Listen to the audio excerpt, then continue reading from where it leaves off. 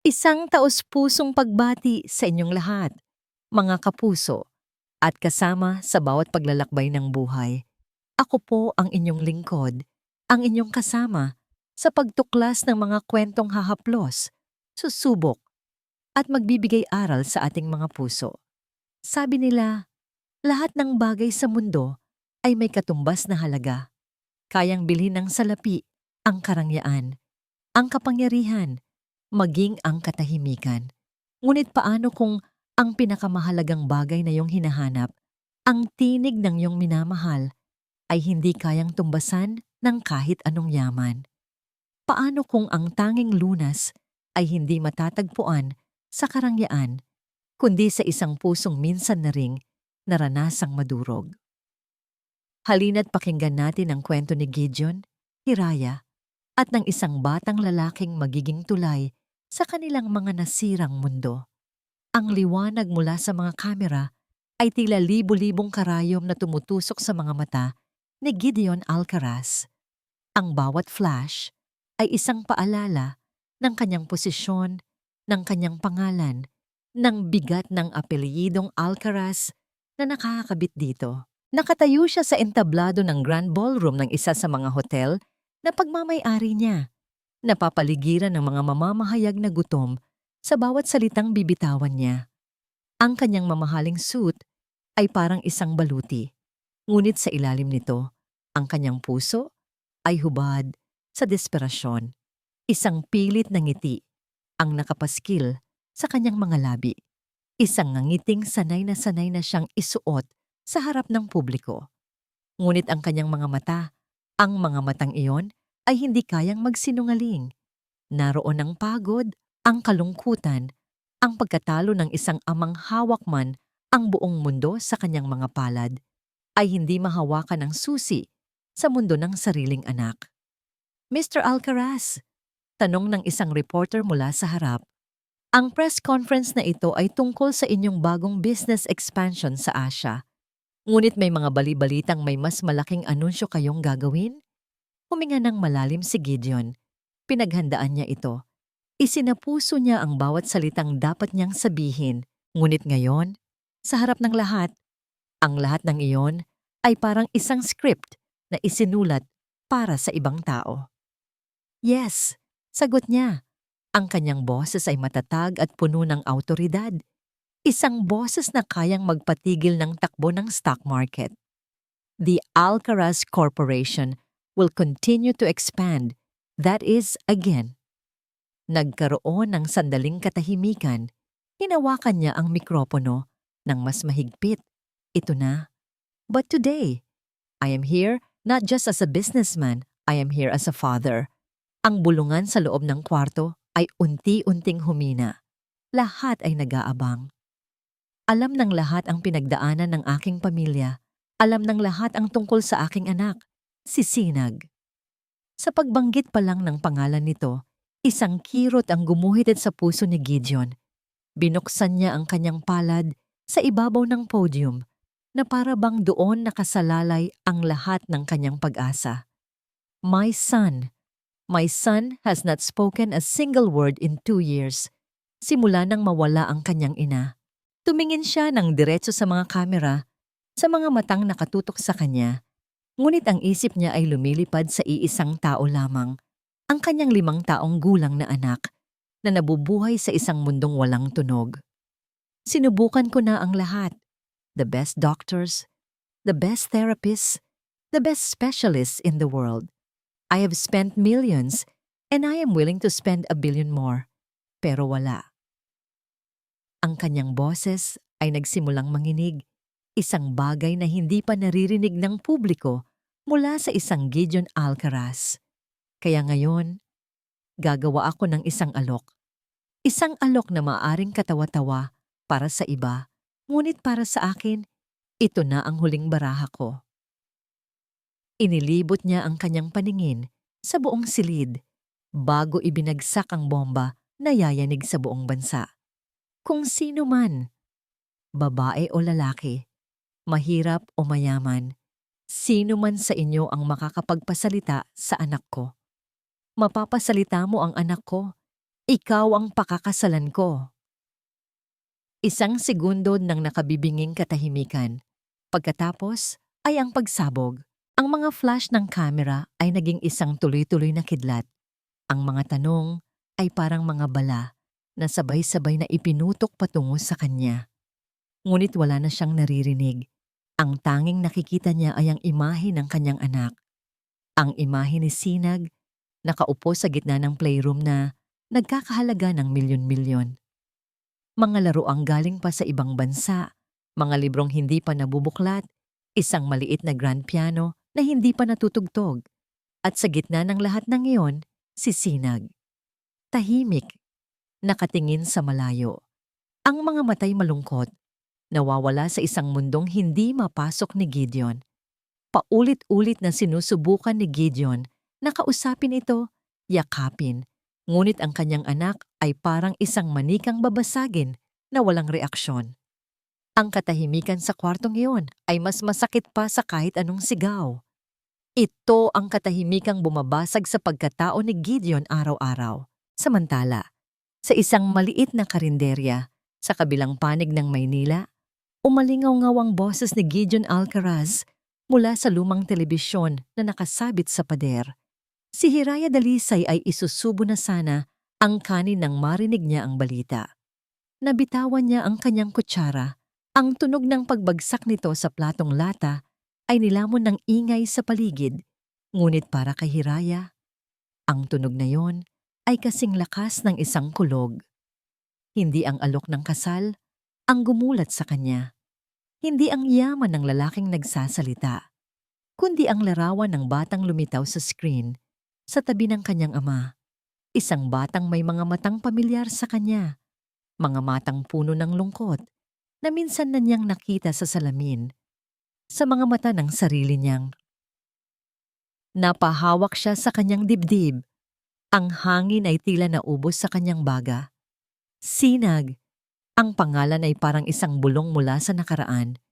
Isang pangalang puno ng pangako at liwanag. Ngunit ang batang nasa TV ay walang sinag. Ang liwanag sa mga mata nito ay matagal nang namatay. At alam na alam ni Hiraya ang kadiliman na iyon. Nang gabing iyon, habang pilit na pinapatulog ang sarili, mula sa ingay ng press conference, tumunog ang pribadong telepono ni Gideon. Isang numero lang ang tumatawag doon. Napanood ko ang balita, sabi ng malamig na boses sa kabilang linya. Si Doña Imperia Salcedo, ang kanyang biyenan. It was a bold move, Gideon. Desperado, pero matapang. I approve. Napapikit si Gideon. Wala na akong ibang maisip na paraan, Doña. Tama lang yan. Ang batang yan ay kailangang ayusin. He is an Alcaraz heir. Hindi siya pwedeng manatiling isang depekto. This public offer will bring out everyone, including the real experts. Consider this a necessary evil to fix my grandson. Ang salitang ayusin at depekto ay tumarak sa puso ni Gideon. Ganoon na lang ba ang tingin ng lahat sa kanyang anak? Isang sirang laruan? Pagkatapos ng tawag, napaupo siya sa gilid ng kama. Ang kanyang ulo ay nasa kanyang mga palad. Ang pag-apruba ni Doña Imperia ay mas masahol pa sa isang sumpa. Pakiramdam niya ay ipinagkanulo niya ang sariling anak. Ginawa itong isang premyo sa isang palabas para sa buong mundo. Sa maliit na kwartong inuupahan ni Hiraya, hindi rin siya mapakali. Kinuha niya ang kanyang pitaka at maingat na inilabas mula roon ang isang litratong luma. Tupi-tupi na sa mga gilid. Ang larawan ng isang batang babaeng nakangiti, may laso sa buhok. Ang kanyang anak, ang kanyang anghel. Hinaplos niya ang munting mukha sa larawan na para bang kaya niyang damhin ang lambot ng pisngi nito kahit sa kupas na papel na lamang. Ang nangiti sa litratong yon ay isang alaala ng panahong may musika pa sa mundo ni Hiraya. May halakhak na pumupuno sa bawat sulok ng kanilang munting tahanan. Isang panahong matagal nang nilamon ng katahimikan.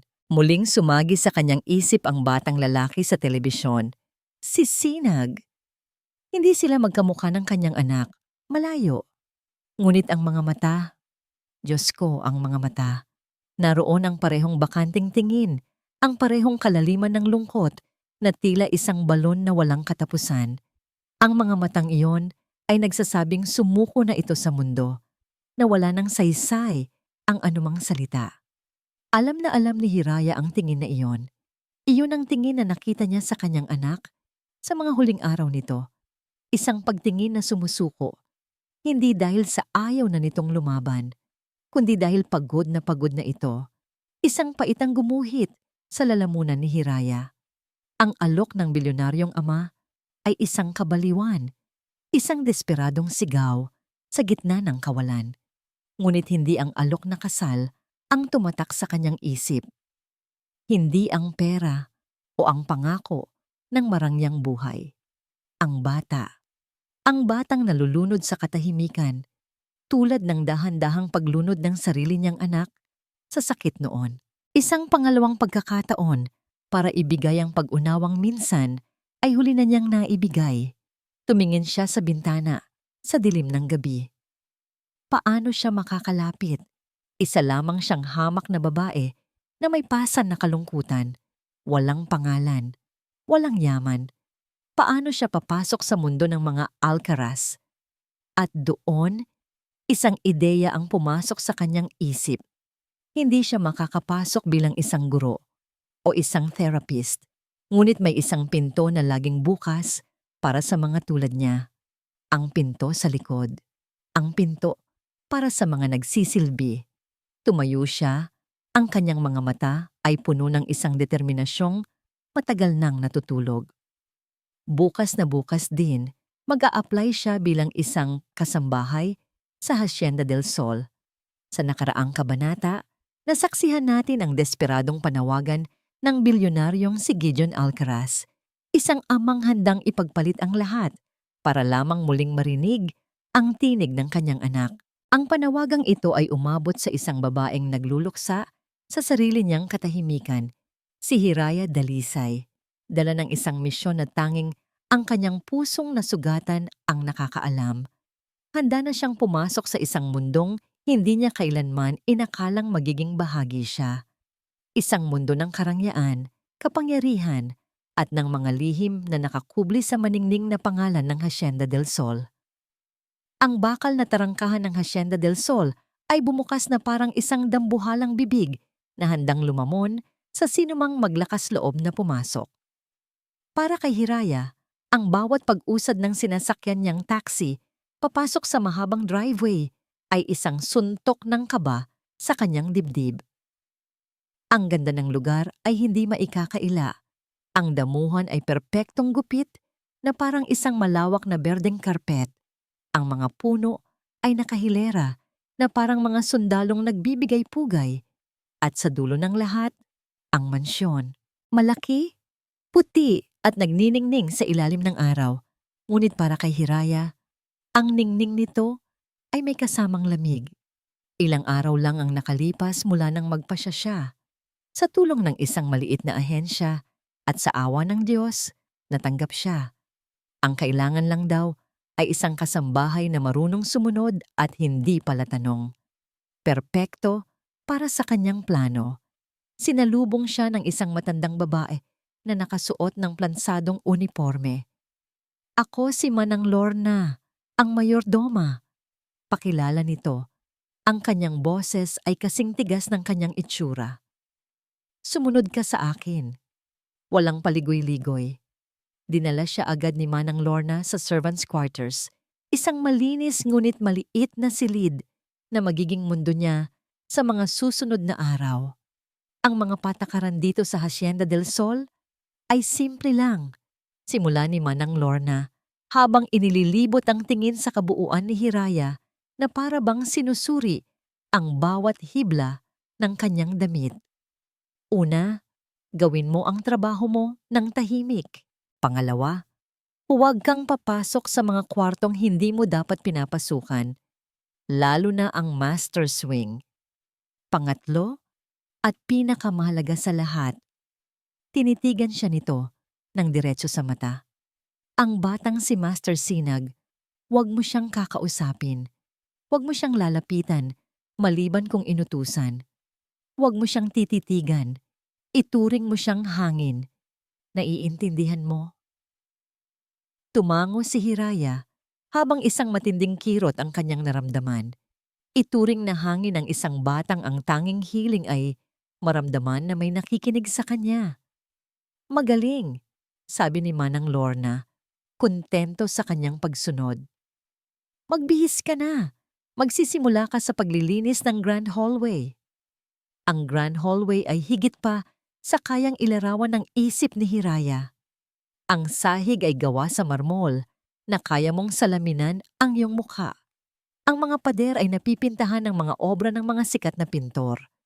Ang chandelier sa itaas ay parang isang ulan ng mga diamante. Ngunit sa kabila ng lahat ng karangyaan, ang nararamdaman ni Hiraya ay hindi paghanga, kundi isang nakabibinging katahimikan. Isang katahimikang mas malalim pa sa kawalan lamang ng ingay. Isang katahimikang may bigat, may lumbay. Habang nagpupunas siya ng isang antigong mesa, isang anino ang tumabon sa kanya. Dahan-dahan siyang nag-angat ng tingin at napasubsob sa isang pares ng matang mapanuri at malamig. Si Doña Imperia Salcedo. Nakatayo ito sa paanan ng malawak na hagdanan, suot ang isang itim na bestida na bumagay sa kanyang maharlikang tindig. Ang kanyang buhok ay perpektong nakapusod at ang tanging alahas na suot niya ay isang kwintas na perlas na tila sumisimbolo sa kanyang matigas at makintab na pagkatao. Hindi ito nagsalita. Tiningnan lang nito si Hiraya mula ulo hanggang paa, na para bang isa siyang dumi na nakadapo sa kanyang malinis na pamamahay. Ang tingin na yon ay sapat na para maramdaman ni Hiraya na siya ay maliit, hamak at hindi kabilang. Ikaw ang bago? Tanong ng matandang ginang. Ang boses ay may bahid ng pagkamuhi. Opo, senyora, sagot ni Hiraya na payuko. Gawin mo ang trabaho mo at tandaan mo ang sinabi ni Lorna. Isang maling galaw, isang paglabag sa patakaran, at liliparin ka palabas ng tarangkahang yan ang mas mabilis pa sa pagpasok mo. Pagkatapos noon ay tinalikuran na siya nito at umakyat sa hagdan. Bawat hakbang ay may awtoridad at bigat. Naiwan si Hiraya na humihinga ng malalim. Ang kanyang puso ay kumakabog ng mabilis. Ngayon ay naiintindihan na niya. Ang lamig ng bahay na ito ay hindi galing sa aircon. Nagmumula ito sa reynang nakatira dito. Ipinagpatuloy niya ang kanyang trabaho. Pilit na iwinawaksi ang kaba. Kailangan niyang maging maingat. Kailangan niyang maging halos invisible. At doon, sa may bintana sa dulo ng pasilyo, nakita niya siya. Si Sinag. Nakaupo ito sa isang upuan na masyadong malaki para sa kanya. Nakatingin sa labas, sa malawak na hardin. Nakasuot ito ng mamahaling damit, ngunit ang kanyang postura ay tila sa isang batang inabandona. Hindi siya gumagalaw, hindi siya lumilingon. Ang kanyang mga mata, kahit mula sa malayo, ay kitang-kita ni Hiraya na walang buhay. Isang pamilyar na sakit ang bumalik sa puso ni Hiraya. Isang sakit na akala niya ay matagal na niyang ibinaon. Para niyang nakikita ang sariling anak. Sa katauhan ng batang iyon, hindi niya napigilan ang sarili. Walang nakatingin. Mabilis na itinaas ni Hiraya ang kanyang kamay at gamit ang mga daliri, ginawa ang sign para sa salitang kaibigan. Isang simpleng pagkumpas, isang sikretong mensahe na ipinadala sa hangin. Walang naging reaksyon ng bata. Nanatili itong nakatingin sa labas. Napabuntong hininga na lang si Hiraya at nagpatuloy sa kanyang ginagawa. Sinisisi ang sarili sa kanyang kapangahasan. Nang maggagabi na, bumukas ang malaking pinto. Pumasok si Gideon Alcaraz. Ang kanyang mukha ay pagod. Ang kanyang mga balikat ay mabigat sa mga problema ng kanyang imperyo. Naglalakad siya habang may kausap sa telepono. Ang kanyang boses ay nag-uutos at puno ng diin. Dumaan siya sa mismong harapan ni Hiraya. Ni hindi man lang siya nito tinapunan ng tingin.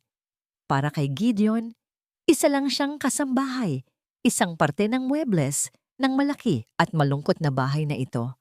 Naramdaman ni Hiraya ang isang kakaibang awa, hindi lang para sa bata, kundi pati na rin para sa ama. Isang amang napapaligiran ng lahat, ngunit nag-iisa. Nang gabing iyon, sa kanyang silid, pagkatapos ng mahabang araw ng pagtatrabaho at pag-iingat, napaupo si Hiraya sa gilid ng kanyang kama. Naisip niya kung tama ba ang kanyang ginawa. Kung kaya ba niyang tumagal sa lugar na yon. Samantala, sa kabilang bahagi ng mansyon, sa malaking silid na puno ng mga laruang hindi nagagalaw, nakaupo si Sinag sa sahig. Tahimik ang buong paligid. Walang nakakakita sa kanya. Dahan-dahan, itinaas niya ang kanyang maliit na kamay. Medyo nanginginig pa. At sa gitna ng katahimikan ng kanyang mundo, ginaya niya ang kilos na nakita niya kanina. Isang kilos na hindi niya naintindihan, ngunit sa unang pagkakataon, sa loob ng 2 taon, naramdaman niya na may isang taong hindi lang tumingin sa kanya, kundi totoong nakakita sa kanya. Mali-mali pa ang porma, ngunit sinubukan niyang gawin ang sign para sa salitang kaibigan. Sa pagpasok ni Hiraya sa malamig na Hacienda del Sol, isang lihim na koneksyon ang nagsimulang mabuo sa pagitan niya at ng batang si Sinag, isang koneksyong hindi nangangailangan ng salita. Habang ang isang simpleng senyas ay nagiging binhi ng pag-asa, may mga matang mapanuri na nagsisimula ng magduda. At sa bawat sikretong ibinabahagi, may mga pader na unti-unting guguho at may mga lihim mula sa nakaraan na malapit ng mabunyag.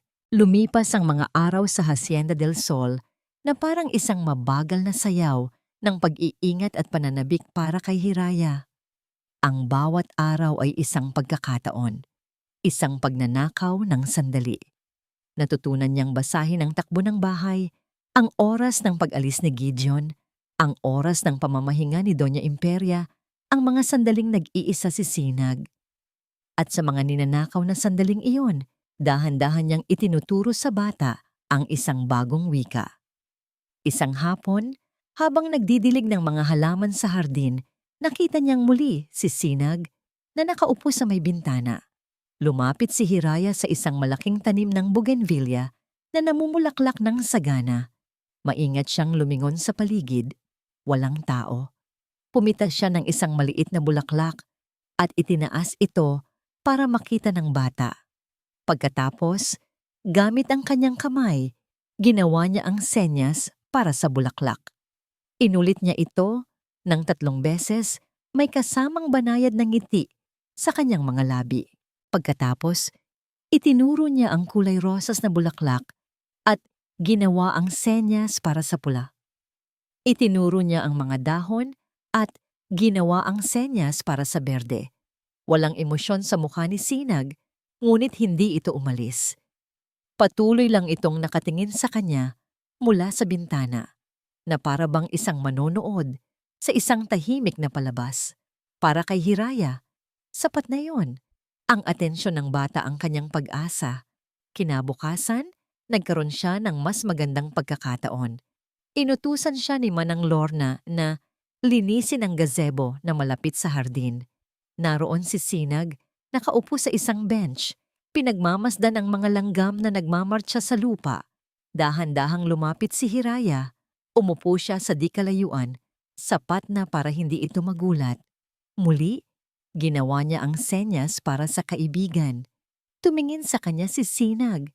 Sa pagkakataong ito, may kislap ng pagkilala sa mga mata nito. Ngumiti si Hiraya. Gamit ang kanyang mga kamay, sinabi niya, "Maganda ang araw." Pagkatapos ay itinuro niya ang mukha ni Sinag at dahan-dahang ginawa ang senyas para sa lungkot, na may kasamang malungkot na ekspresyon sa kanyang mukha. Biglang napaiwas ng tingin si Sinag na para bang nabasa ni Hiraya ang isang sikretong ayaw nitong ipaalam. "Okay lang yan," bulong ni Hiraya, kahit alam niyang hindi siya naririnig. Dahan-dahan, ginawa niya ang senyas para sa ngiti. Sabay ngiti ng pagkatamis-tamis. Walang nangyari. Huminga ng malalim si Hiraya. Hindi siya susuko. Tumayo siya, pumitas ng isang maliit na dahon, at maingat na idinampi ito sa dulo ng ilong ni Sinag. Nagulat ang bata. Kumurap ito. At doon, sa isang iglap, isang milagro ang nangyari. Ang sulok ng mga labi ni Sinag ay bahagyang umangat. Hindi isang ganap na ngiti, hindi isang halakhak, ngunit isang pagbabago. Isang maliit na alon sa isang dagat ng katahimikan. Napaluha si Hiraya sa tuwa. Ang maliit na pagbabagong yon ay sapat na para bigyan siya ng lakas na magpatuloy. Sa loob ng kanyang opisina, napapaligiran ng mga monitor na nagpapakita ng iba't ibang anggulo ng kanyang malawak na ari-arian. Minamasahe ni Gideon ang kanyang sentido. Magdamag siyang gising dahil sa isang problemang idinulot ng kanilang kumpanya sa Europa. Pagod na pagod siya. Para mag-relax, binuksan niya ang live feed ng mga CCTV camera sa hacienda. Isa-isa niyang tiningnan ang mga ito. Ang gate, ang garahe, ang sala. Walang kakaiba. Hanggang sa napunta siya sa camera na nakatutok sa hardin. Nakita niya ang eksena sa gazebo. Nakita niya ang bagong kasambahay na nakaupo malapit sa kanyang anak. Nakita niya itong gumagawa ng kung ano-anong kumpas gamit ang kamay. At nakita niya ang reaksyon ni Sinag, ang bahagyang pag-angat ng labi nito. Napaayos ng upo si Gideon. Iprinindot niya ang rewind button. Pinanood niyang muli. At muli, isang bahagi ng puso niya ang gustong umasa. Gustong maniwala na may kakaiba sa babaeng ito. Ngunit ang utak niya, na sanay sa luhika at katotohanan, ay agad na naghahanap ng paliwanag. Nagkataon lang. Baka nakiliti lang siya sa dahon. Huwag kang umasa, Gideon. Ilang beses ka nang umasa. Ilang beses ka nang nabigo. Pinatay niya ang monitor. Masyado siyang maraming trabaho para isipin ang mga ganitong bagay. Ang babaeng iyon ay isang kasambahay lang. Ang mga doktor na nagkakahalaga ng daan-daang libo, bawat oras ay sumuko na. Ano ang magagawa ng isang hamak na tagapaglinis? Ngunit sa likod ng kanyang isip, ang imahe ng halos ngiti ni Sinag ay hindi na maalis. Ang pag-asa ni Hiraya ay hindi nagtagal. Kinahapunan, habang nag-aayos siya ng mga libro sa aklatan, nakita niyang muli si Sinag na nakatayo sa may pintuan. Nginitian niya ito at pasikretong ginawa ang senyas para sa hello. Anong ginagawa mo? Isang boses na malamig pa sa yelo ang pumutol sa kanilang tahimik na sandali. Napalingon si Hiraya. Si Doña Imperia. Nakatayo ito sa likod niya. Ang mga mata ay parang sa isang agila na nakahuli ng biktima. Sa senyora! Nanginginig na sabi ni Hiraya. Nag-aayos lang po ng mga libro. Hindi yan ang tinutukoy ko, sabi ng matanda. Dahan-dahang lumapit. Ang mga kamay mo.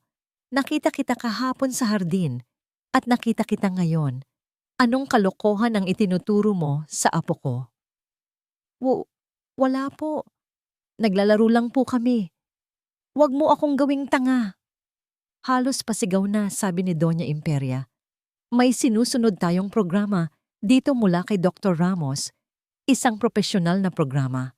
At hindi kasama doon ang mga walang kwentang senyas-senyas ng isang katulong na tulad mo. Naiintindihan mo ba? Layuan mo ang apo ko. Ang bawat salita ay isang sampal. Napayuko si Hiraya, pinipigilan ang mga luhang nagbabadyang tumulo. Opo, senyora, pasensya na po. Tinalikuran siya ni Doña Imperia, ngunit bago umalis ay nagbanta ito. Isang beses ko pa makitang ginagawa mo yan. Sisiguraduhin kong hindi ka lang sa labas ng hacienda pupulutin, kundi sa kangkungan. Nang makaalis na ang matanda, napasandal si Hiraya sa estante ng libro, nanginginig ang mga tuhod. Nang gabing iyon, habang nililinis niya ang isang maliit na study na dati raw ay paboritong lugar ng yumaong asawa ni Gideon, isang bagay ang pumukaw sa kanyang atensyon. Isang silver na picture frame sa ibabaw ng mesa. Ang larawan ay ng isang magandang babae. Nakangiti. Suot ang isang doctor's coat. Sa ilalim nito ay may maliit na plakang nakaukit. Dr. Amalia Salcedo Alcaraz, Pediatric Cardiac Surgeon of the Year. Salcedo. Ang apelyido ay umalingaw-ngaw sa isip ni Hiraya. Tila isang kulog sa isang tahimik na gabi. Bigla siyang kinabahan. Dali-dali niyang binitawan ang pamunas at hinanap sa mga libro ang isang medical journal. At doon, sa isang espesyal na issue tungkol sa mga natatanging doktor sa Pilipinas, nakita niya ang isang buong pahinang artikulo tungkol sa asawa ni Gideon at sa ilalim ng kanyang pangalan, ang kanyang espesyalidad at ang pangalan ng ospital kung saan siya nagtrabaho. Ang parehong ospital, ang parehong espesyalidad. Isang alaala ang biglang bumalik sa kanya na parang isang alon na rumagasa. Ang puting pasilyo, ang amoy ng antiseptic, ang pag-iyak niya habang kausap ang isang doktora na may malungkot, ngunit propesyonal na mga mata. Ang doktora na nagsabing, "I'm sorry. We did everything we could." Ang doktora ay ang babae sa larawan. Nabitawan ni Hiraya ang librong hawak, ang asawa ni Gideon Alcaraz.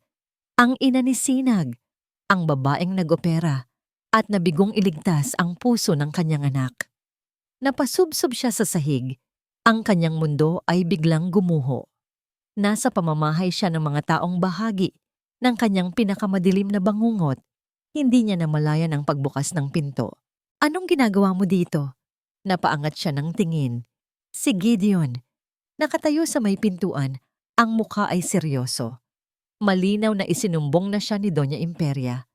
Naglakad ito palapit sa kanya, ang mga matay nakatutok sa kanya na para bang sinusuri ang kanyang kaluluwa. "May itinanong ako sa'yo," mariing sabi nito.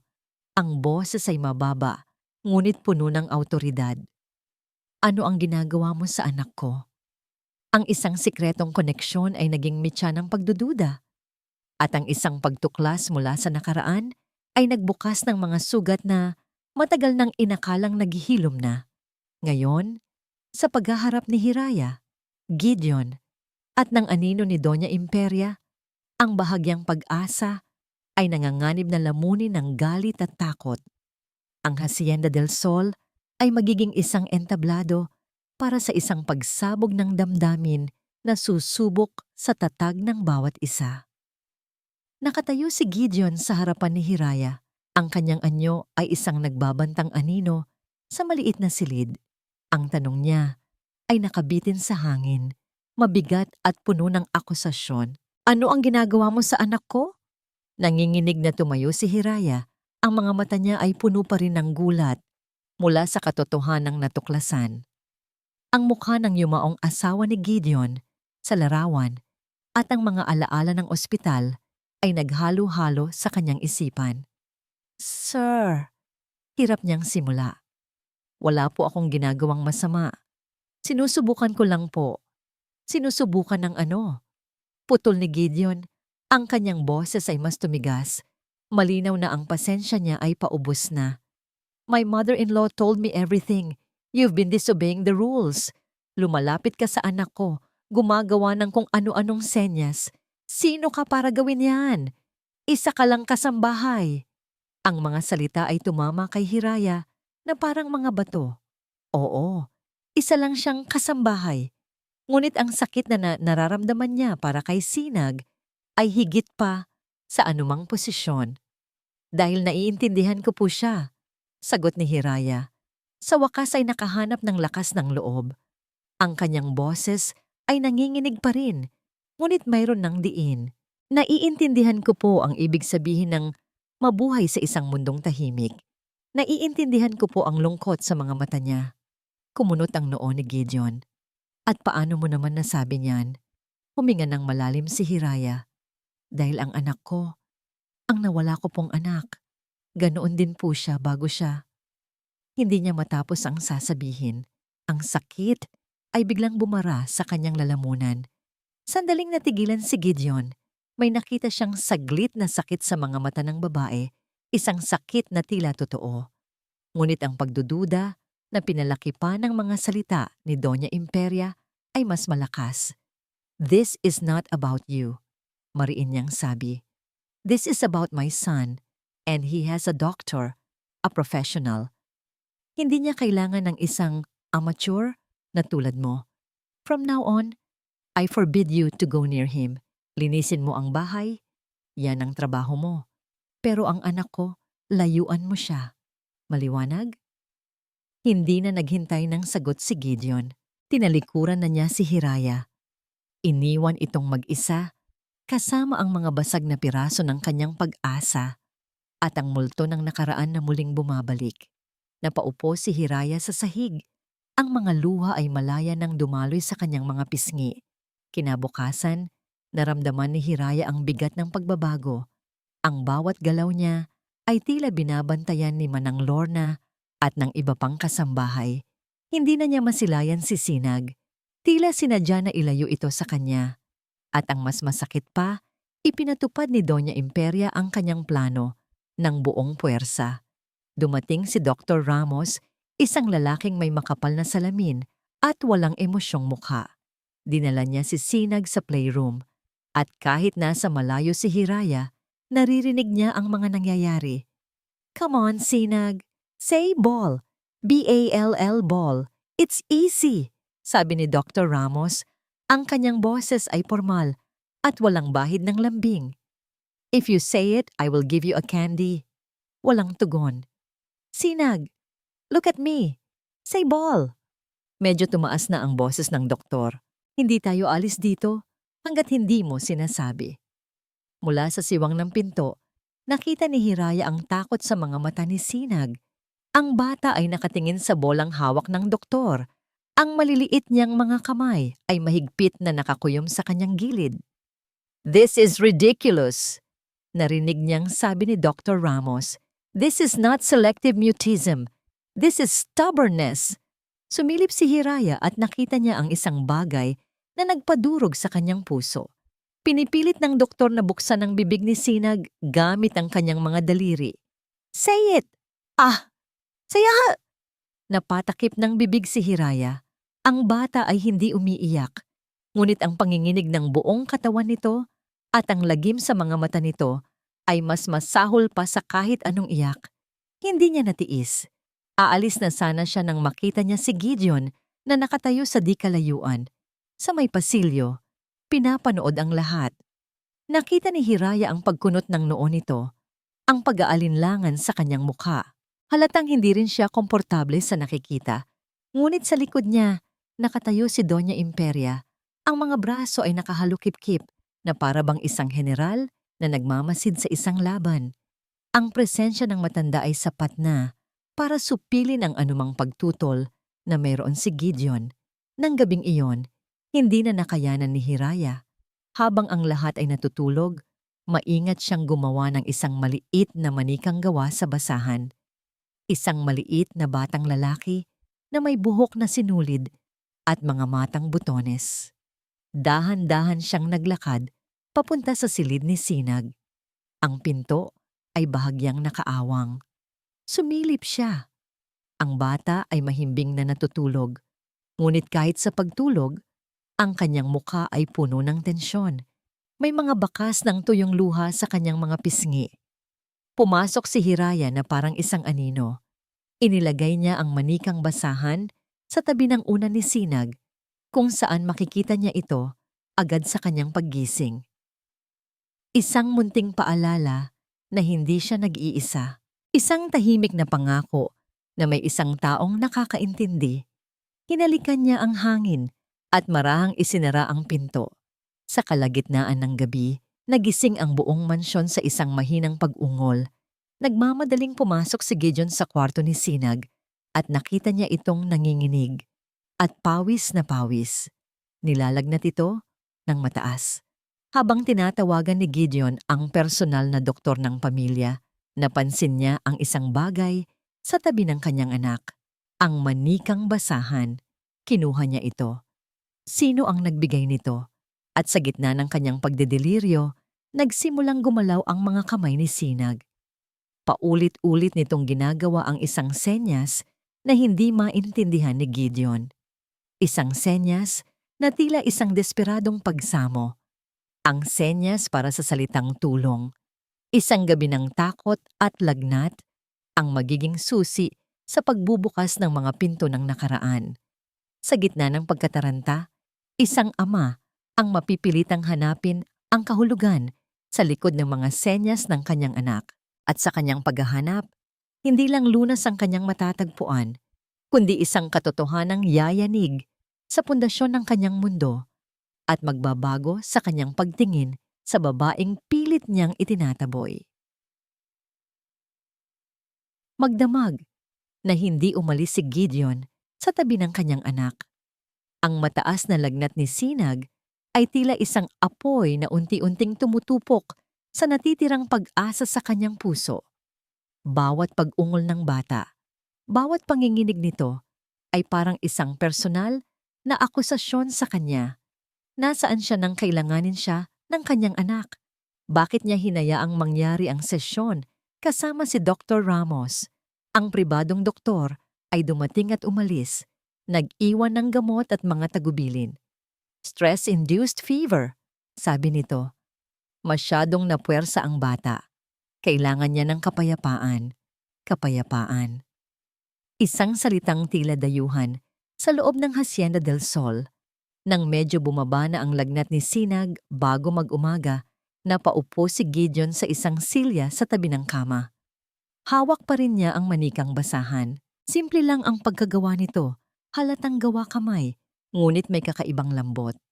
Alam niya kung kaninong gawa ito. Walang ibang gagawa nito, kundi ang kasambahay na yon, ang babaeng pinagbawalan niyang lumapit. Ang babaeng, sa kabila ng kanyang utos, ay naghahanap pa rin ng paraan para iparamdam sa kanyang anak na hindi ito nag-iisa. Muli niyang naalala ang mga senyas na ginagawa ni Sinag habang nilalagnat. Paulit-ulit. Desperado, isang wika na hindi niya naiintindihan. Dala ng isang impulsong hindi niya mapigilan, kinuha niya ang kanyang laptop. Sa search bar, tinipa niya, "Sign language for help." Lumabas ang isang video ng isang babaeng dahan-dahang ipinapakita ang senyas. Ang isang kamay ay nakabukas na parang nag-aalok at ang kamao ng isa pang kamay na may nakaangat na hinlalaki ay inilalagay sa gitna nito at sabay na itinataas. Iyon nga, iyon mismo ang senyas na ginagawa ni Sinag. Humingi ng tulong ang kanyang anak sa sarili nitong paraan. Sa wikang itinuro sa kanya ng babaeng yon, sumisigaw ito ng tulong. Isang matinding konsensya ang bumalot kay Gideon. Ang buong akala niya ay sinusubukan niyang ayusin ang kanyang anak. Ngunit ang totoo, siya pa pala ang nagbibigay dusa dito. Ang mga professional na tinanggap niya, ang mga metodong inaprubahan ni Doña Imperia, ang siyang nagpapalubog lalo kay Sinag sa kadiliman. Dahil sa hindi mapakali, nagtungo siya sa library. Kailangan niyang mag-isip. Kailangan niyang ilayo ang sarili sa bigat ng atmosfera sa silid ng kanyang anak. Habang nakaupo sa dilim, ang tanging liwanag ay mula sa isang maliit na lamp sa mesa. Napadako ang kanyang tingin sa isang hilera ng mga libro sa pinakapribadong estante, ang mga personal na gamit ng kanyang yumaong asawa, si Amalia. Mga gamit na hindi niya magalaw-galaw sa loob ng 2 taon. Tumayo siya at hinaplos ang mga ito, mga medical textbook, mga nobela, at sa dulo, isang maliit na leather-bound na journal. Ang journal ni Amalia. Nag-aalangan man ay kinuha niya ito. Ito ang unang pagkakataon na hahawakan niya ito mula nang pumanaw ang kanyang asawa. Ang pagbuklat sa bawat pahina ay parang pagbubukas sa isang sugat. Naroon ang mga sulat kamay ni Amalia tungkol sa kanilang mga unang dati, sa kanilang kasal, sa kagalakan nito nang malaman niyang buntis siya kay Sinag. Napangiti si Gideon ng may pait. Nagpatuloy siya sa pagbabasa hanggang sa marating niya ang mga huling entry. Ang mga sulat ay naging mas magulo. Ang tinta ay may mga bahid na tila mula sa mga patak ng luha. October 14. I failed today. We lost a patient on the table. A little girl. 5 years old. Her heart just gave up. I did everything I could, but it wasn't enough. Napahinto sa paghinga si Gideon. October 15. I can't get her out of my head. Her mother. The look in her eyes. It was the look of a mother whose entire world just crumbled. She didn't scream. She didn't cry. She just looked at me with those empty eyes, and I saw my own failure reflected in them. Her name was Hiraya. Hiraya Dalisay. A beautiful name for a mother with so much pain. Parang isang malakas na sampal ang mga salitang iyon kay Gideon. Hiraya. Dalisay. Nanginginig ang mga kamay. Binasa niya ang huling-huling entry na isinulat ilang araw bago pumanaw si Amalia dahil sa sarili nitong komplikasyon sa puso. October 20. I think about that little girl and her mother all the time. I see them in my dreams. I should have done more. Maybe if I wasn't so tired.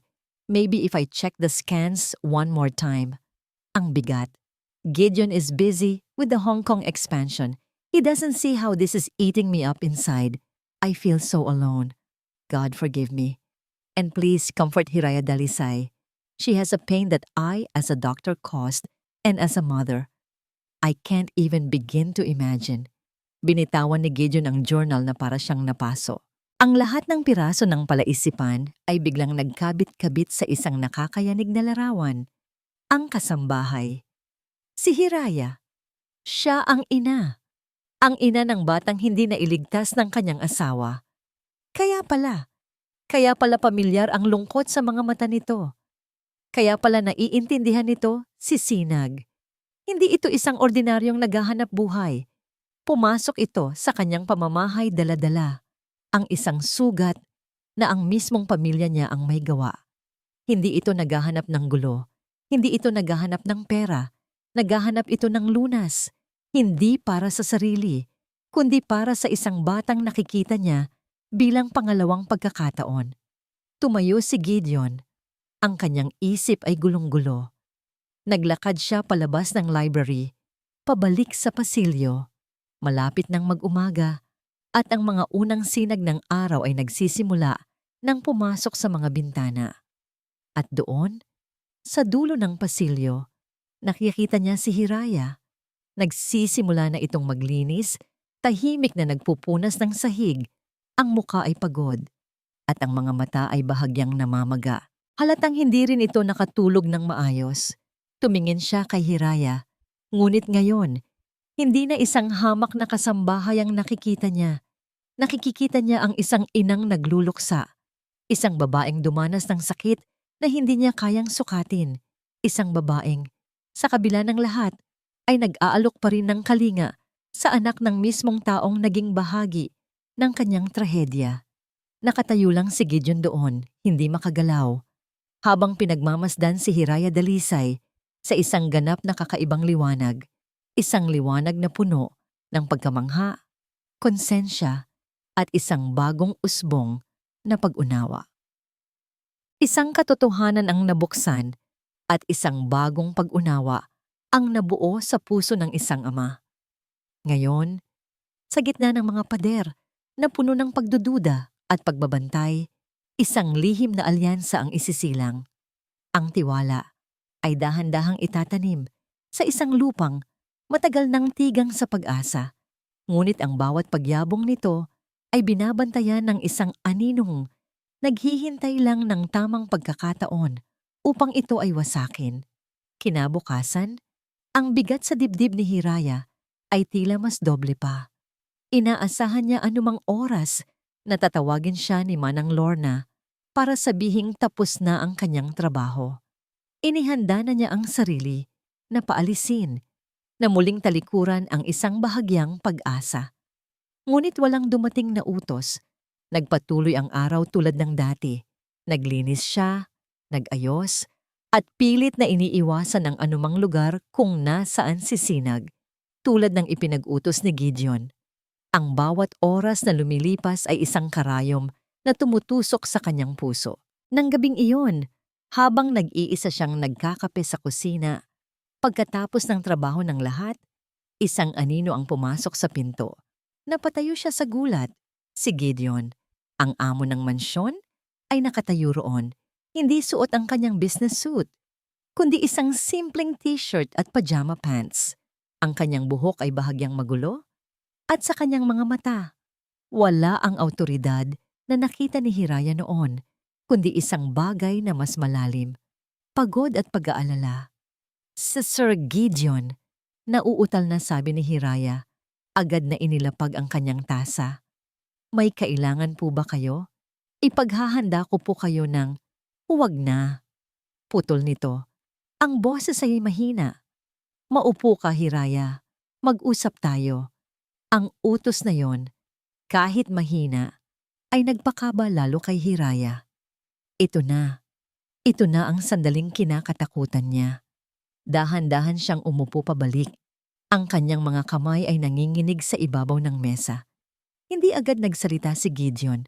Kumuha ito ng isang basong tubig at umupo sa silyang nasa tapat niya. Ang katahimikan sa pagitan nila ay puno ng mga salitang hindi masabi. Mabuti na ang lagnat ni Sinag. Panimula ni Gideon, nakatingin sa baso. Pero kagabi, hindi siya mapakali. Meron siyang ginagawa. Itinaas ni Gideon ang kanyang kamay at pilit na ginaya ang senyas na nakita niya. Ganito, paulit-ulit.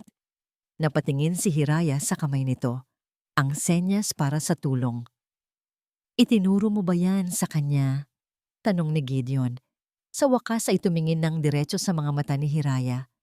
Tumango si Hiraya, hindi makapagsalita, naghihintay sa hatol. Huminga ng malalim si Gideon. Hindi ko alam kung anong ginagawa mo, Hiraya. Kung paano mo ito ginagawa. Pero mukhang mas alam mo ang kailangan ng anak ko kaysa sa aming lahat. Ang mga salitang yon ay hindi inaasahan ni Hiraya. Hindi ito galit. Hindi ito akusasyon. Ito ay isang pag-amin. Sir? Ang paraan ni Dr. Ramos, ang pagpilit sa kanya, mali iyon. Nakita ko sa mga mata ng anak ko, nakita ko sa lagnat niya, at ang manikang ginawa mo, tumingin ito sa kanya. Salamat doon. Isang luha ang pumatak mula sa mata ni Hiraya. Hindi luha ng lungkot, kundi luha ng ginhawa. Sa wakas, may isang taong nakaintindi. Naisip ko lang po na baka kailangan niya ng kaibigan, mahinang sabi ni Hiraya. Kailangan niya ng higit pa sa kaibigan, sabi ni Gideon.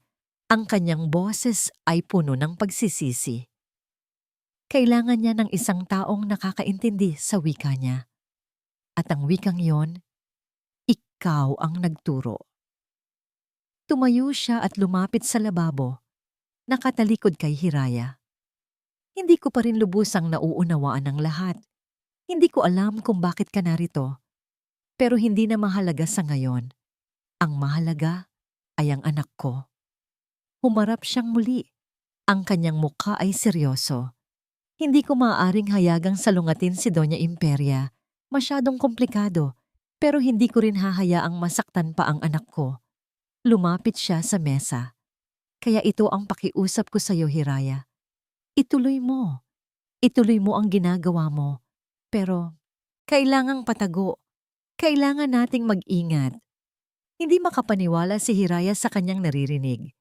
Ang dating nagbabawal sa kanya ay siya na ngayong humihingi ng tulong. Ang kanilang relasyon ay biglang nagbago. Mula sa amo at utusan, sila ngayon ay 2 taong may iisang misyon. Gagawin ko po, sir. Para po kay Sinag, sagot ni Hiraya. Ang kanyang puso ay puno ng panibagong determinasyon. Simula sa gabing iyon, naging isang sikretong laro ang lahat. Sa umaga, gagawa ng paraan si Gideon. Manang Lorna, mukhang kailangan ni Sinag ng sariwang hangin. Hayaan ninyo siyang maglaro sa hardin mamayang hapon, sasabihin nito. At pagkatapos ng ilang minuto, Hiraya, kailangan ng linisin ng gazebo. Siguraduhin mong malinis na malinis iyon. Ang mga utos ay tila normal, ngunit para sa kanila, ito ay mga hudyat. Sa hardin, sa ilalim ng araw, habang si Sinag ay naglalaro, si Hiraya ay maglilinis sa malapit at sa bawat pagkakataon, magtuturo siya ng bagong senyas. Ang senyas para sa araw ay puno na masaya at sa unang pagkakataon, nagsimulang tumugon si Sinag, hindi sa salita, kundi sa mga kamay. Minsan, sumasali si Gideon sa kanilang sikretong laro. Manonood siya mula sa bintana ng kanyang opisina at isang maliit, totoong ngiti ang sisilay sa kanyang mga labi habang pinapanood ang kanyang anak na dahan-dahang namumukadkad. Ngunit ang kanilang mga lihim na pagkikita ay hindi lingid sa mga mapanuring mata ni Doña Imperia. Mula sa kanyang bintana, sa ikalawang palapag, napapansin niya ang madalas na pagkakataon na magkalapit ang kasambahay at ang kanyang apo. Nakikita niya ang pagbabago kay Gideon, ang bahagyang gaan sa tindig nito, at ang pagdududa sa kanyang isipan ay lumalaki na parang isang lason. Isang hapon, habang nasa telepono, ang kanyang boses ay malamig at mapag-utos. Gusto kong alamin mo ang lahat tungkol sa bago naming katulong. Ang pangalan niya ay Hiraya Dalisay. Lahat ng tungkol sa kanya. Ang nakaraan, ang pamilya, lahat. Isang hapon, habang magkakasama ang tatlo sa may gazebo, si Gideon ay naglakas loob na umupo sa di kalayuan. Si Sinag ay masayang naglalaro ng isang maliit na kotseng laruan. Bigla, gumulong ito sa ilalim ng bench. Sabay na yumuko si Gideon at Hiraya para abutin ito. Sa ilalim ng bench, sa isang saglit na puno ng alikabok at sinag ng araw, ang kanilang mga kamay ay nagdikit.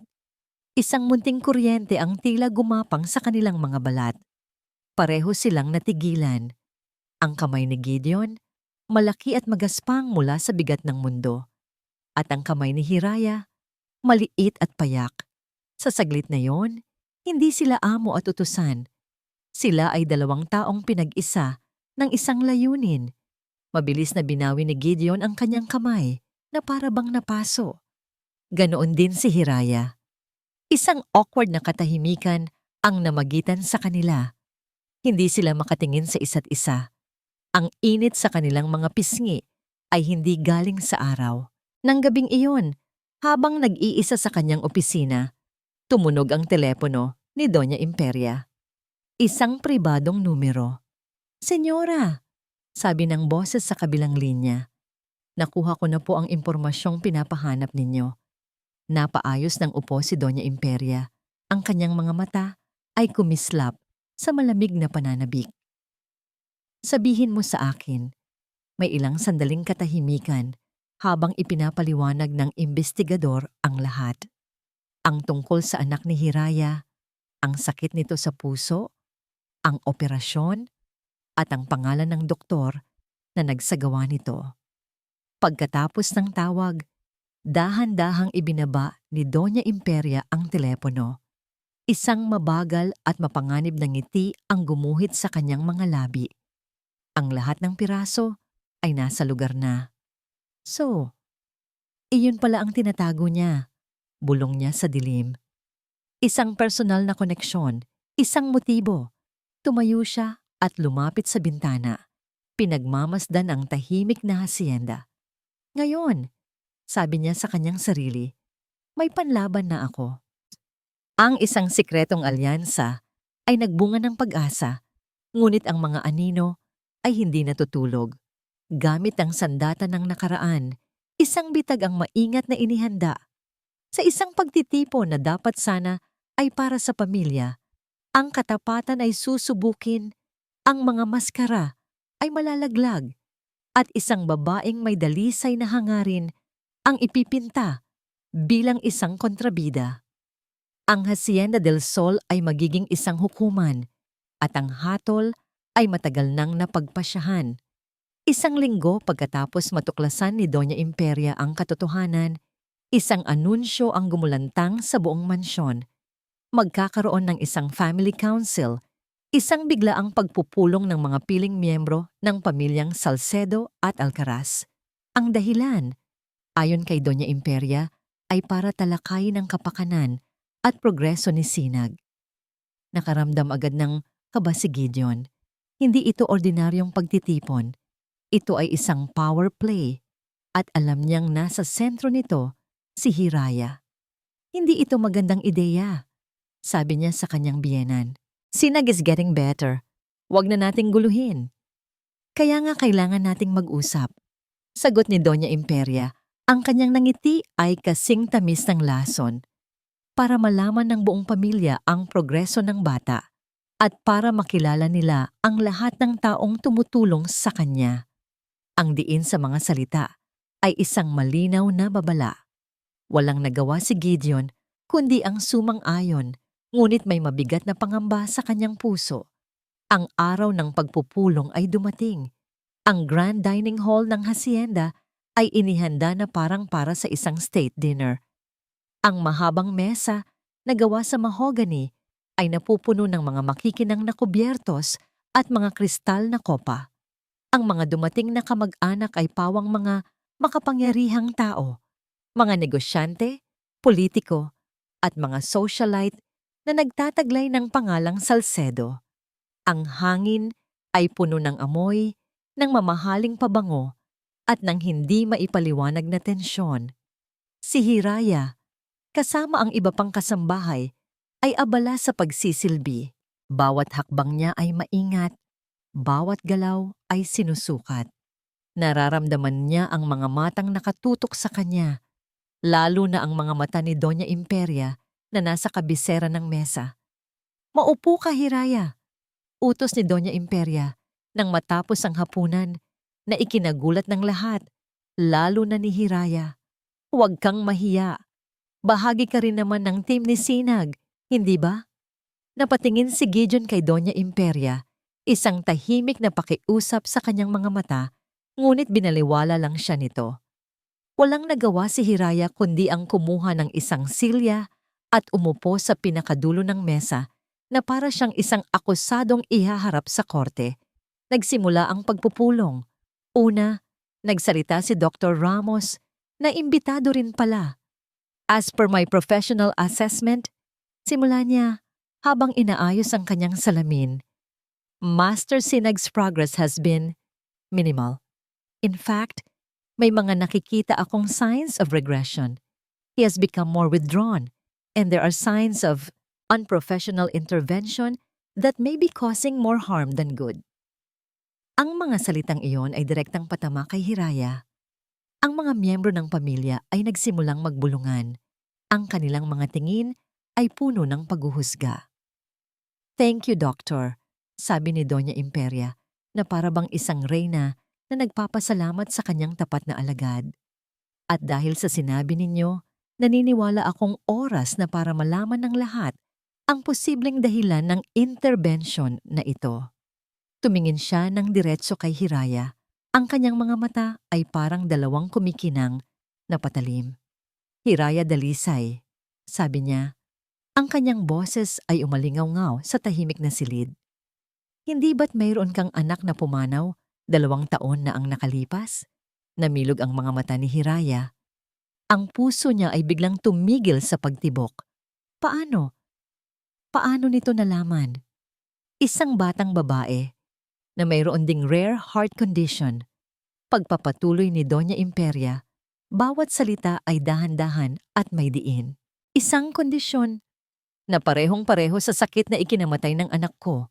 Ang ina ni Sinag, ang bulungan ay naging mas malakas. Si Gideon ay napakuyom ng kamao sa ilalim ng mesa.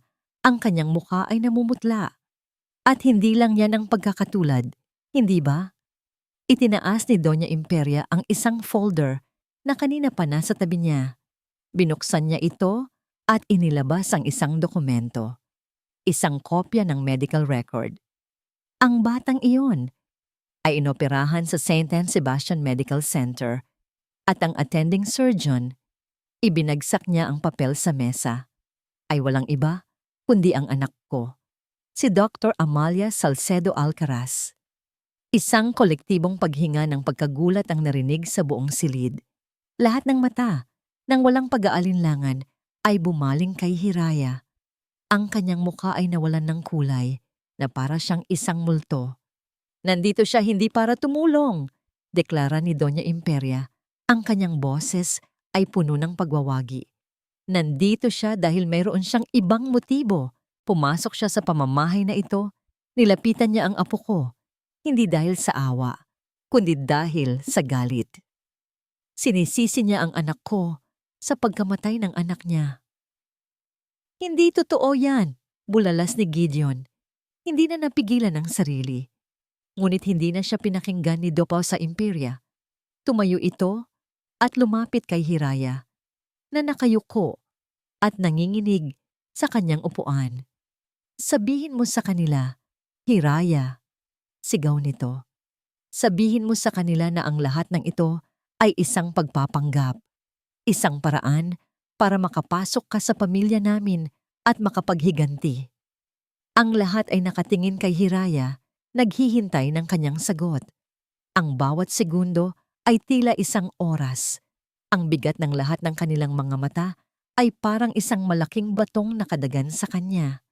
Tumingin siya kay Gideon, humihingi ng saklolo, ngunit si Gideon mismo ay naguguluhan.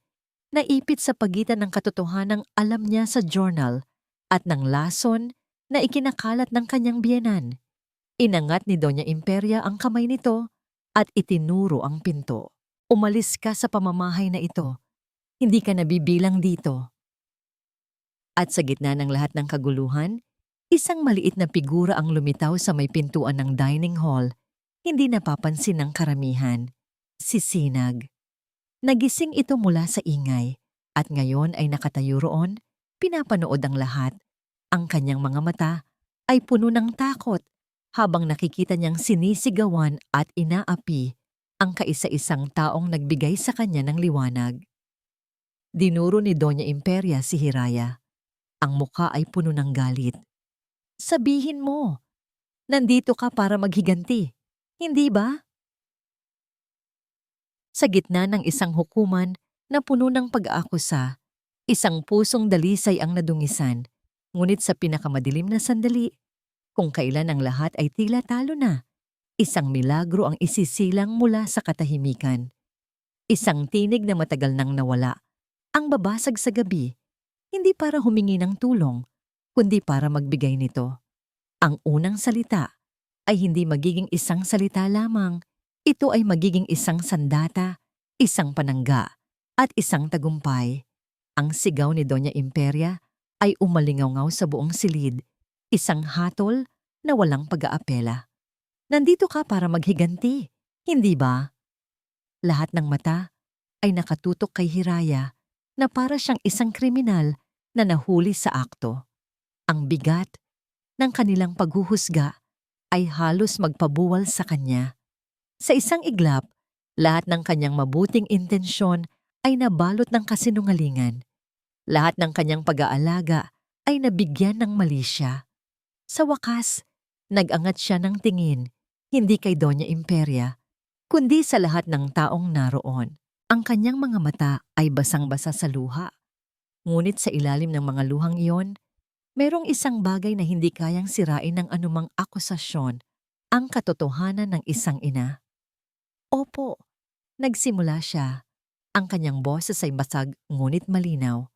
Ang pag-amin ay gumulat sa lahat, lalo na kay Gideon. Opo, sinisi ko po noon ang doktora. Pagpapatuloy ni Hiraya. Sinisi ko po siya. Sinisi ko po ang buong mundo dahil iyon lang po ang alam kong gawin.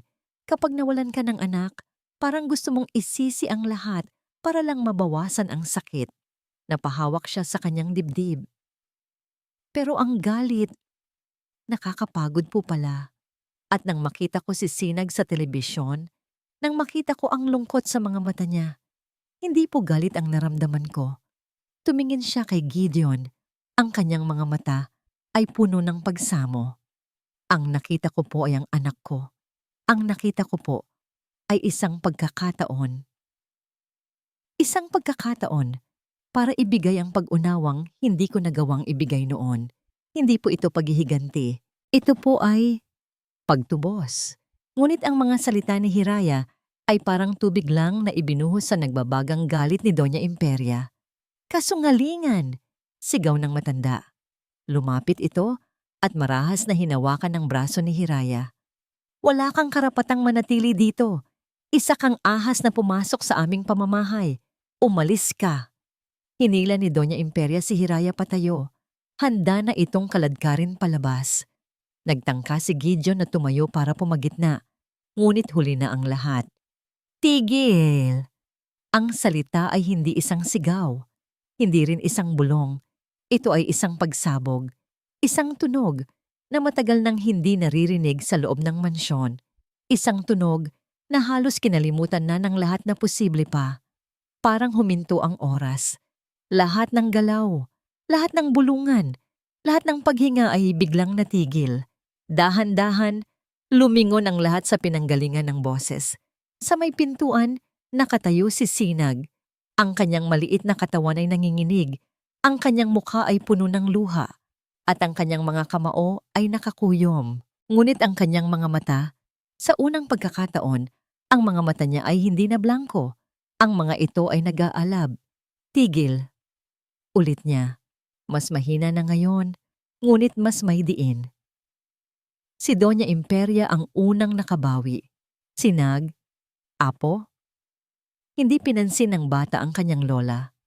Ang kanyang mga mata ay nakatuon lamang sa isang tao. Bumitaw si Sinag sa pagkakatayo sa may pinto. Sa mga paang nanginginig, tumakbo siya. Hindi papunta sa kanyang ama. Hindi papunta sa kanyang lola. Tumakbo siya papunta kay Hiraya. Niyakap niya ang mga binti nito ng buong higpit. Isinubsob ang kanyang mukha sa damit nito na para bang ito ang kanyang kais sa isang kanlungan sa gitna ng isang malakas na bagyo. Nabitawan ni Doña Imperia ang braso ni Hiraya sa sobrang pagkabigla. Si Hiraya naman ay napaluhod, niyakap pabalik ang bata. Ang kanyang mga luha ay dumadaloy na parang isang ilog ng pasasalamat at pagkamangha. Tumingala si Sinag. Tumingin siya ng diretso sa kanyang lola.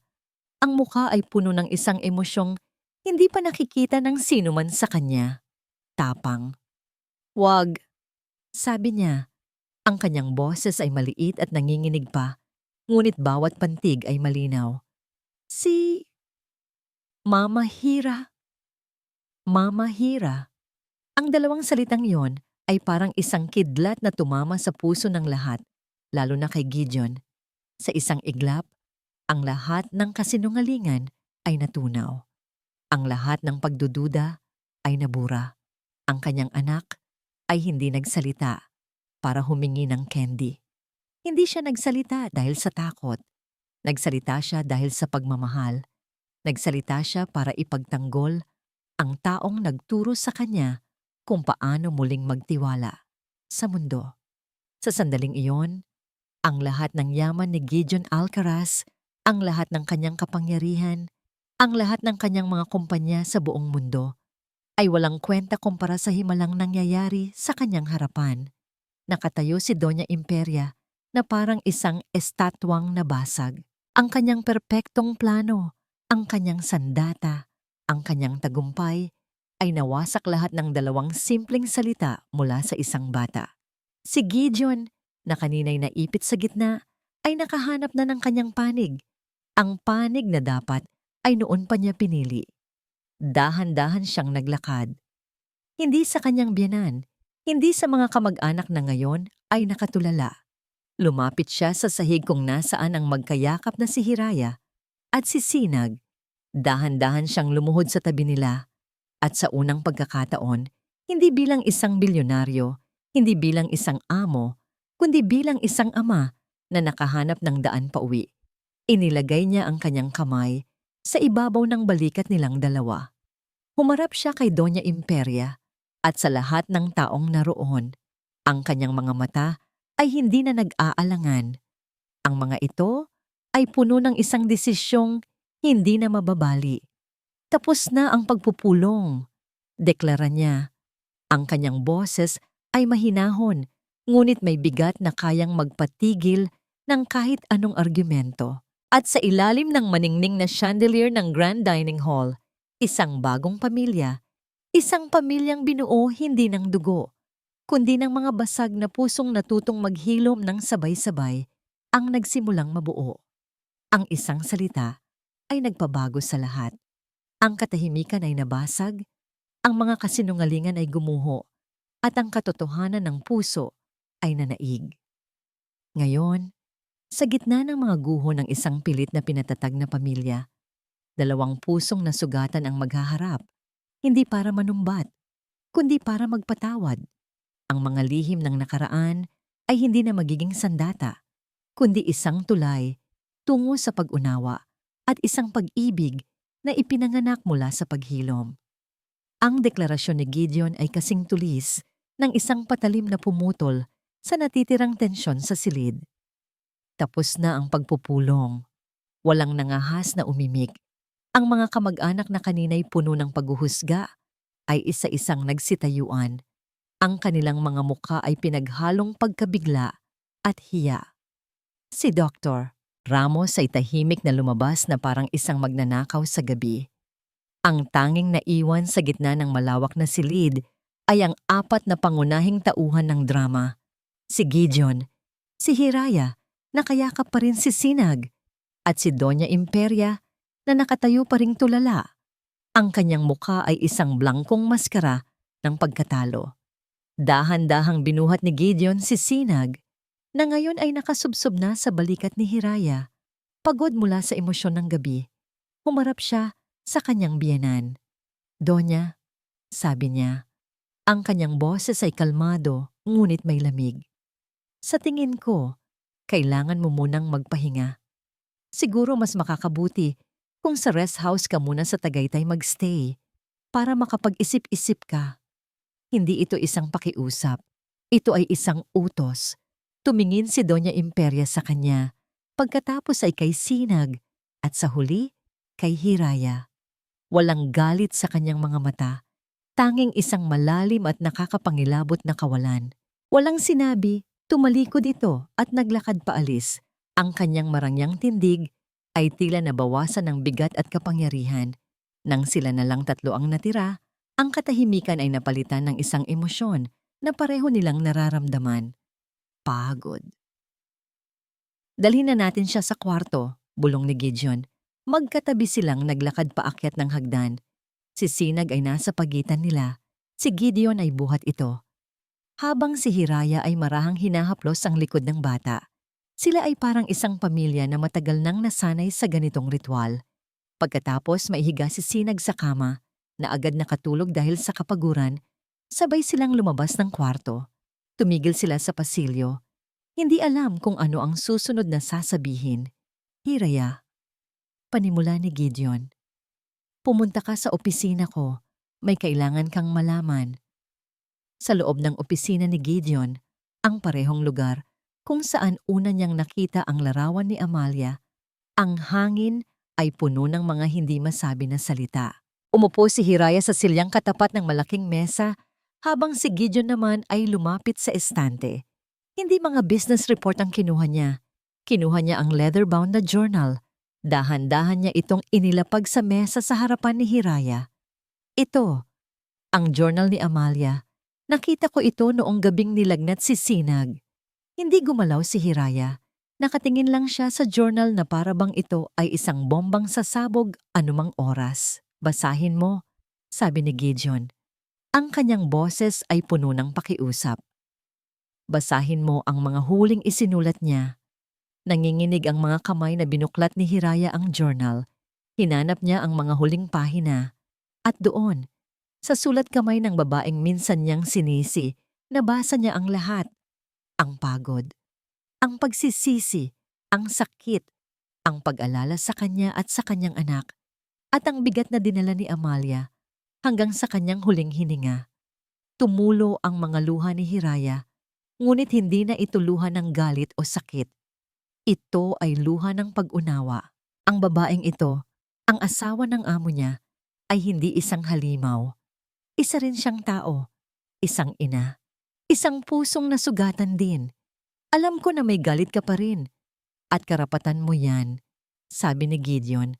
Umupo sa tabi niya. Hindi na sa likod ng kanyang mesa ng kapangyarihan. At walang anumang salita ang makakapagpabalik sa nawala sa'yo. Wala na po, sagot ni Hiraya habang pinupunasan ang kanyang mga luha. Nang una po akong pumasok dito, inamin ko po, may kaunting bahagi ng puso ko na gustong manumbat, gustong maghanap ng sagot. Pero nang makilala ko si Sinag, ang lahat ng yon ay nawala. Napalitan po ito ng pagmamahal. Ako ang dapat humingi ng tawad, sabi ni Gideon. Ang kanyang boses ay basag. Patawad, Hiraya. Patawad para sa asawa ko. Patawad dahil sa sobrang pagkaabala ko sa trabaho. Hindi ko nakita na nahihirapan na rin pala siya. Kung sana'y nandoon ako para sa kanya. Baka naging iba ang lahat. Ito ang unang pagkakataon na inamin ni Gideon ang kanyang sariling pagkukulang. Sa harap ni Hiraya, hindi siya isang milyonaryo, kundi isang lalaking puno rin ng pagsisisi. Lahat po tayo ay may pinagdadaanan, sir. Sagot ni Hiraya, isang maliit na ngiti ang sumilay sa kanyang mga labi. Ang mahalaga po, natututo tayo. Sa sandaling iyon, ang lahat ng pader sa pagitan nila ay tuluyan ng gumuho. Wala ng amo at utusan, wala ng mayaman at mahirap. Tanging 2 taong nagkakaintindihan sa isang wikang mas malalim pa sa mga salita. Ang wika ng pagkawala at paghilom. Dahan-dahan, inabot ni Gideon ang kamay ni Hiraya na nakapatong sa ibabaw ng journal. Hinawakan niya ito ng marahan. Ang pagdikit ng kanilang mga balat ay hindi na awkward tulad ng dati. Ito ay puno ng ginhawa, puno ng koneksyon. Tumingin siya sa mga mata ni Hiraya. Naalala mo ba ang alok ko sa press conference? Ang baliw na alok ng isang desperadong ama? Tumango si Hiraya. Ang alok ko, totoo na ngayon, sabi ni Gideon. Ang kanyang boses ay halos isang bulong. Pero hindi dahil sa pinagsalita mo si Sinag. Hinigpitan niya ang hawak sa kamay nito, kundi dahil pinagaling mo kaming dalawa. Pagkatapos ng gabi ng katotohanan at pagpapatawad, isang bagong umaga ang sisikat sa Hacienda del Sol.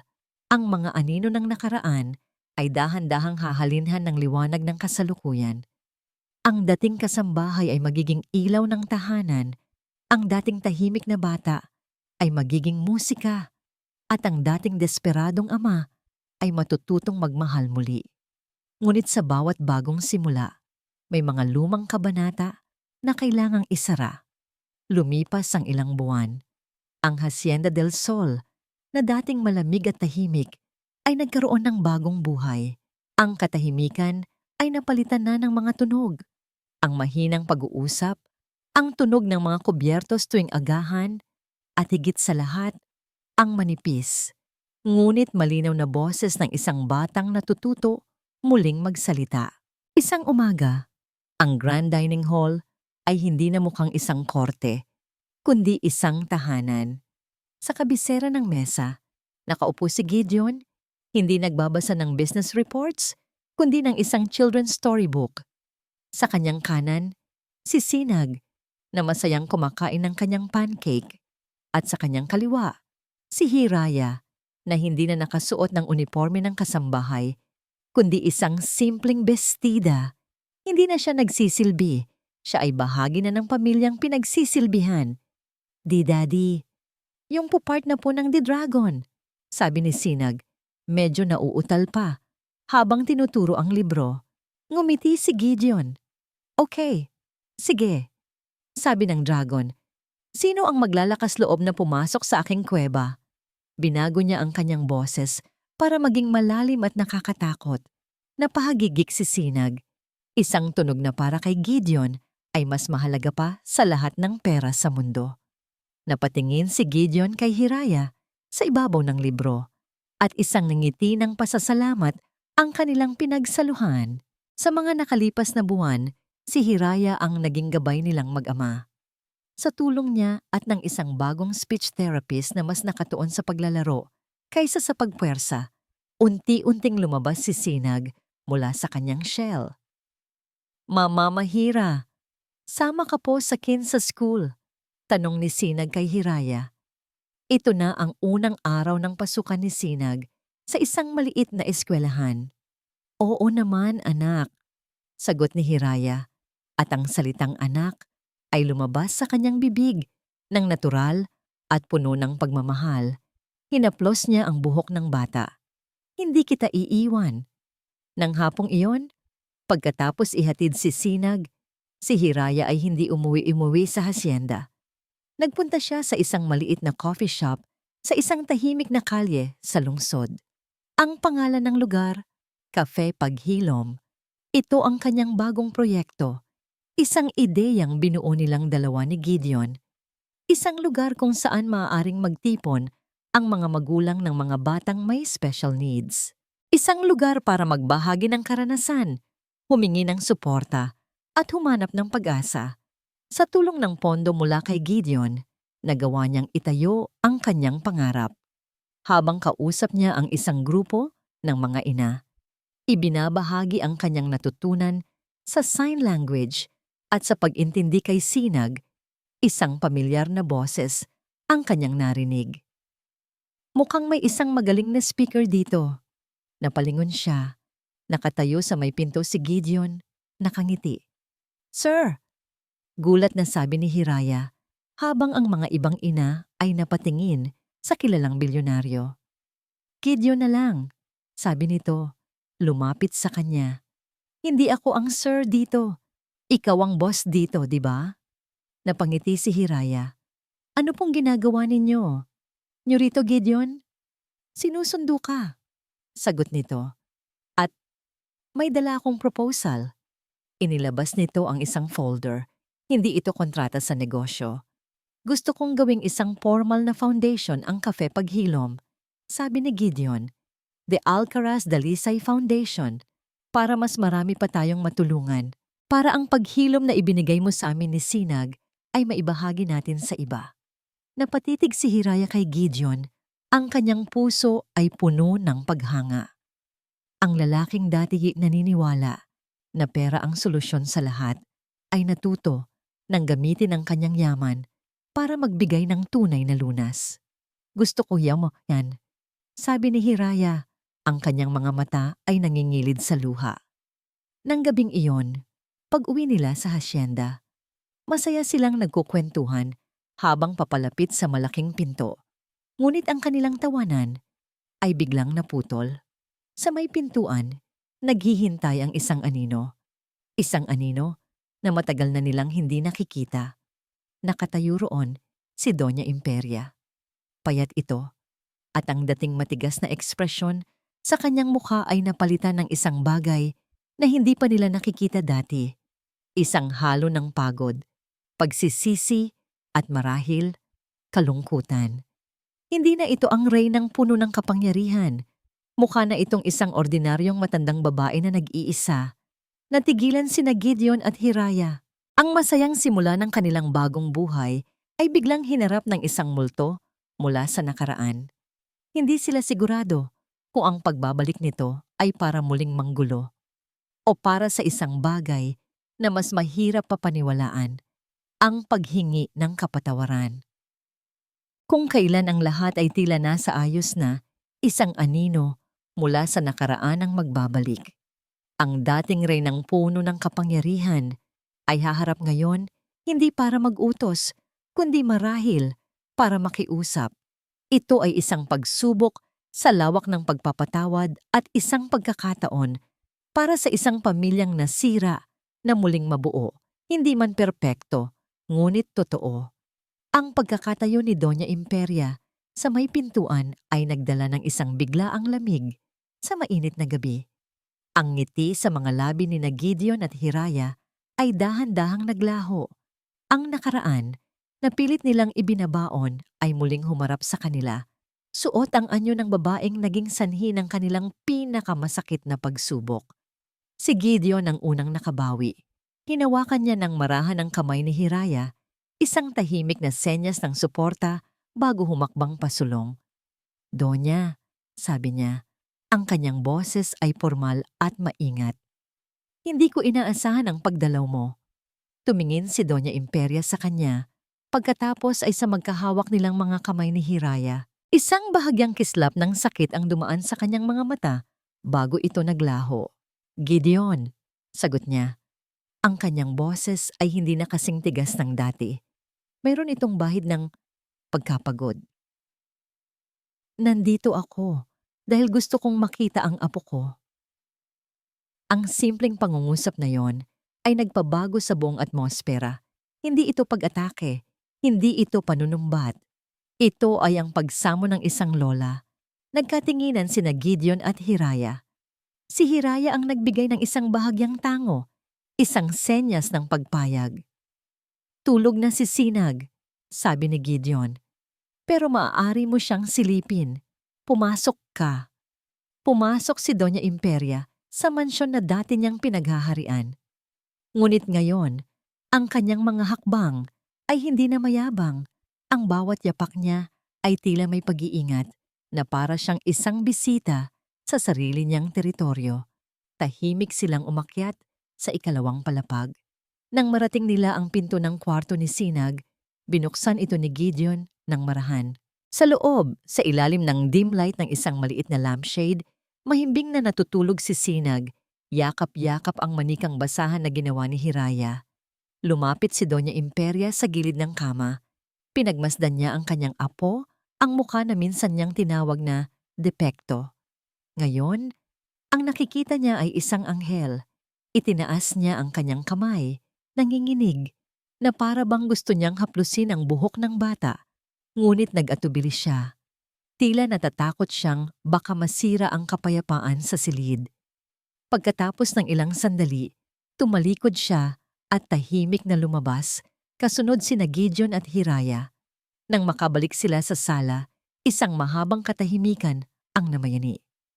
Ang mga buwan na wala ako dito, panimula ni Doña Imperia, nakatingin sa kawalan, ay nagbigay sa akin ng maraming oras para mag-isip. Sa Tagaytay, tahimik, masyadong tahimik. At sa katahimikang yon, narinig ko ang lahat ng pagkakamali ko. Tumingin siya kay Gideon. Sinubukan kong kontrolin ang lahat dahil sa takot. Takot na baka ang kahinaan na nakita ko sa'yo ang siyang pumatay sa anak ko. At natakot ako na yun din ang sisira kay Sinag.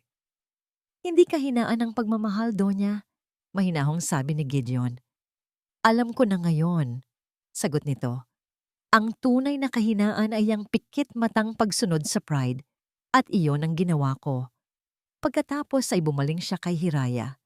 Ito ang pinakamahirap na bahagi. At sa'yo, Hiraya. Huminga siya ng malalim.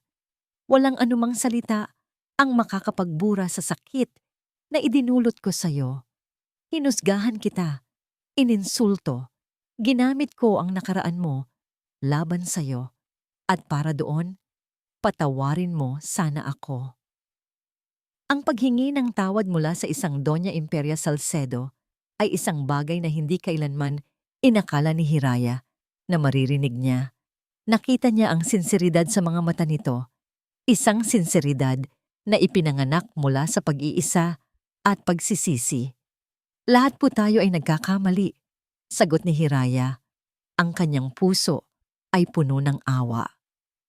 Ang mahalaga po ay ang pagbangon mula rito. May kinuha si Doña Imperia mula sa kanyang mamahaling bag, isang libro. Inilapag niya ito sa mesa. Ito ay isang picture book, makulay at maganda. Ang pamagat, ang mga kamay na nagsasalita. Isang libro tungkol sa sign language para sa mga bata. Para kay Sinag, sabi niya. Para maintindihan ko siya, apo.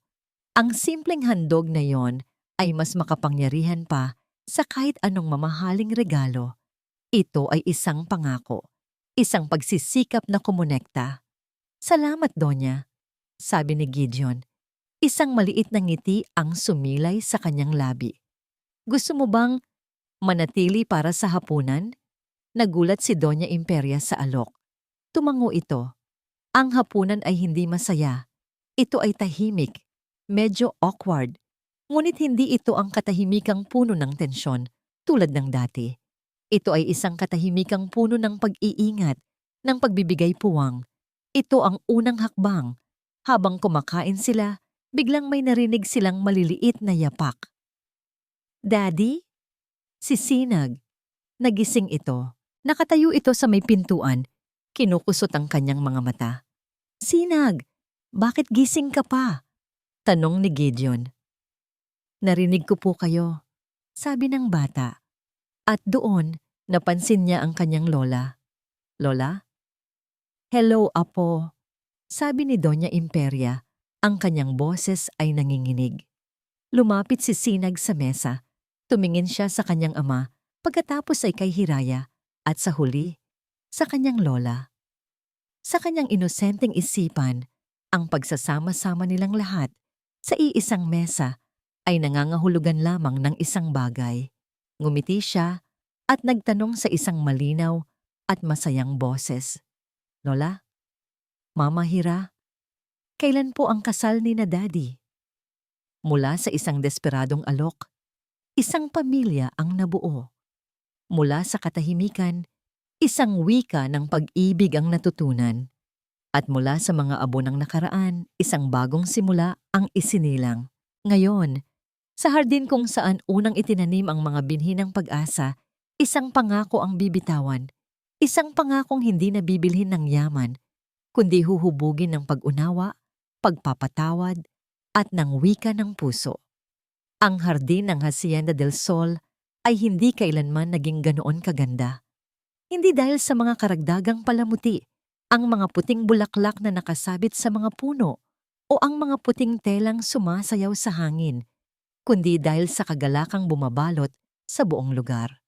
Ang dating malamig na espasyo ay puno ngayon ng init at ng piling-piling bisita. Walang media, walang business partners, tanging mga taong tunay na naging bahagi ng kanilang paglalakbay. Sa dulo ng isang pasilyo na ginawa mula sa mga puting rosas, nakatayo si Gideon. Suot ang isang simpleng puting barong. Hindi siya mukhang isang bilyonaryo, kundi isang lalaking buong pusong naghihintay sa kanyang kinabukasan. Sa tabi niya, si Sinag, ang kanilang munting ring bearer, na suot ang isang maliit na barong na kapareho ng sa kanyang ama. Ang bata ay hindi mapakali sa tuwa. Hawak ang isang unan kung saan nakapatong ang dalawang simpleng singsing. Nang tumugtog na ang musika, lahat ay napalingon. Dahan-dahang naglakad si Hiraya. Ang kanyang bestida ay simple lang, walang mamahaling burda o mahabang buntot, ngunit sa kanya, ito'y naging damit ng isang reyna. Ang kanyang buhok ay nakalugay lang, na may ilang maliliit na bulaklak. Sa kanyang paglalakad, ang kanyang mga mata ay nakatuon lamang sa dalawang lalaki. Sa dulo ng pasilyo, ang kanyang pamilya. Walang naghatid sa kanya. Naglakad siyang mag-isa, sumisimbolo sa kanyang sariling lakas at sa paglalakbay na mag-isa niyang sinimulan. Nang makarating siya sa harapan, marahan siyang hinalikan ni Gideon sa pisngi. "You're beautiful," bulong nito. Ang boses ay puno ng pagkamangha. Ngumiti si Hiraya. "Ikaw din," sagot niya, na ikinatawa nilang dalawa. Humarap sila sa pari. Sa isang tabi, nakaupo si Doña Imperia, hindi na sa unahan, kundi kasama ng iba pang bisita. May hawak siyang panyo, at sa kanyang mga mata, may mga luhang hindi na ng pait, kundi ng tahimik na pagtanggap at marahil kaligayahan. "Gideon," sabi ng pari, "ang iyong mga panata." Huminga ng malalim si Gideon at humarap kay Hiraya. Kinuha niya ang mga kamay nito. "Hiraya," panimula niya. Ang kanyang boses ay matatag, ngunit puno ng emosyon. "Nang una tayong magkita, ang mundo ko ay puno ng ingay. Ingay ng negosyo, ingay ng mga obligasyon, ingay ng sarili kong pagkukulang. At sa gitna ng lahat ng iyon, ang tanging hinahanap ko ay isang salita. Isang salita mula sa aking anak." Tumingin siya sa mga mata nito. "Pero ikaw, dumating ka at tinuruan mo ako na ang pinakamahalagang mga bagay sa mundo ay hindi pala naririnig, kundi nararamdaman. Tinuruan mo akong makinig, hindi sa tenga, kundi sa puso. Kaya ngayon, hindi ako mangangako sa iyo ng yaman o karangyaan. Ipinapangako ko sa iyo ang aking katahimikan, katahimikan na ibabahagi ko sa iyo sa pagtatapos ng bawat araw. Ipinapangako ko ang aking mga tainga na laging makikinig sa iyo at ipinapangako ko ang aking puso na habang buhay, makikinig din sa puso mo. Mahal kita, Hiraya. Ang mga luha ay malayang dumaloy sa mga pisngi ni Hiraya habang isinusuot ni Gideon ang singsing sa kanyang daliri. Hiraya, sabi ng pari. Pinunasan ni Hiraya ang kanyang mga luha at ngumiti. Gideon, sabi niya. Ang kanyang boses ay malambing at puno ng pagmamahal. Dumating ako sa pamamahay na ito na daladala ang isang basag na puso. Naghahanap ng isang lugar para magtago. Ang akala ko, ang pagtulong kay Sinag ay isang paraan para paghilumin ang sarili kong mga sugat.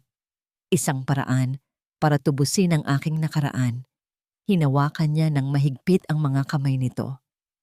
Pero sa iyo at kay Sinag, hindi lang paghilom ang natagpuan ko. Natagpuan ko ang isang tahanan. Ipinakita mo sa akin na posible palang magmahal muli, na posible palang bumuo ng isang pamilya mula sa mga pirasong naiwan. Ipinapangako kong aalagaan ko ang pamilyang ito. Ipinapangako kong pupunuin ko ang tahanang ito ng pag-unawa at pagmamahal. At ipinapangako kong mamahalin kita, Gideon, sa bawat wika na alam ng puso ko. Sa salita, sa gawa, at sa katahimikan, isinuot niya ang singsing sa daliri ni Gideon. Daddy, Mama Hira, kiss na po. Masayang sigaw ni Sinag na ikinatawa ng lahat.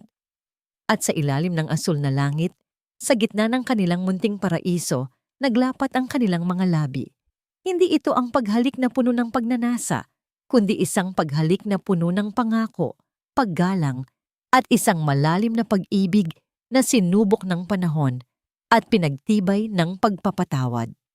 Habang nagpapalakpakan ang mga tao, yumakap si Sinag sa kanilang mga binti. Binuhat siya ni Gideon at sabay nilang hinalikan ang magkabilang pisngi ng bata.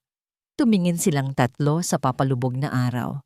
Ang dating bilyonaryong desperado, ang dating kasambahay na nagluluksa, at ang batang minsay na wala ng tinig.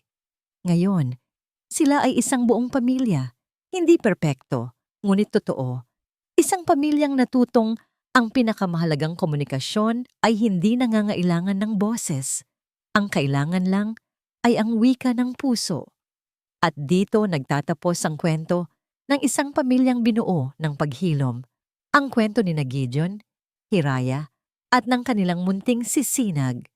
Mula sa kaibuturan ng aking puso, isang taos-pusong pasasalamat sa inyong walang sawang pagsama sa akin sa bawat kabanata ng kanilang paglalakbay.